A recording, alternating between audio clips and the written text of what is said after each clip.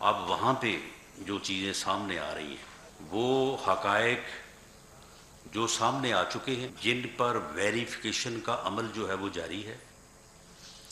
Verification کے عمل کے بعد ان چیزوں کو جو ہے وہ آپ کے اور قوم کے سامنے جو ہے وہ رکھا جائے گا۔ وہاں پہ خرم اور وقار نامی جن لوگوں کا نام لیا جا رہا ہے، خرم جو ہے جس کا نام پہلے دن سے ہے کہ وہ ساتھ تھا، وہ اے آر وائی کا ملازم ہے۔ یہ بات نہ صرف سامنے آ چکی ہے بلکہ کنفرم بھی ہو چکی ہے، ری کنفرم بھی ہو چکی ہے۔ وہ جو فارم ہاؤس ہے، متنازع فارم ہاؤس، دی فارم ہاؤس، اس کے متعلق بھی جو ہے وہ آپ کو ایک دو دنوں میں جو ہے وہ آپ کو ویریفائی رپورٹ مل جائے گی کہ وہ کس کا ہے۔ وقار نامی جو شخص ہے اس کے متعلق بھی جب آپ کو انفارمیشن ملے گی کہ وہ کون تھا اور اس کا اس ساری سٹوری میں جو ہے وہ کیا کردار ہے، فائرنگ گاڑی پہ کہاں پہ ہوئی ہے، اس کے بعد گاڑی رکی کیوں نہیں ہے، اسے گاڑی کو کہاں پہ لے جایا گیا ہے، یہ ساری چیزیں جو ہیں اس کے تانے بانے جو ہیں وہ سارے دو جو ہے وہ اشخاص کی طرف جو ہے وہ جاتے ہیں۔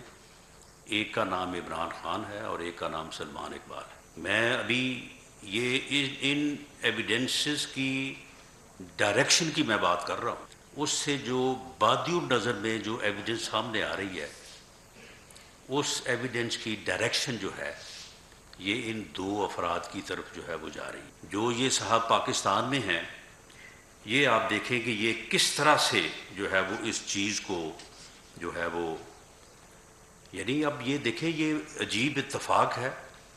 اگر یہ اتفاق ہے تو یہ بہت ہی عجیب ہے کہ انہوں نے جب بھی لانگ مارچ شروع کرنا ہوتا ہے اس سے پہلے ان کو ڈیڈ باڈی چاہیے۔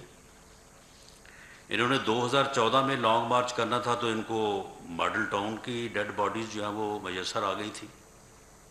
ان ڈیڈ باڈیز کے اوپر جو ہے وہ انہوں نے اپنے پھر لانگ مارچ کی بنیاد رکھی اور لانگ مارچ لے کے آئے۔ شاید انہوں نے سوچا کہ 25 مئی کا جو لانگ مارچ ہے وہ پتہ نہیں ناکام اسی لیے ہوا ہے کہ ہم نے اپنی پہلے باری پریکٹس جو ہے وہ ڈیڈ باڈیز ہم نے جو ہے وہ ان کا سہارا نہیں دیا۔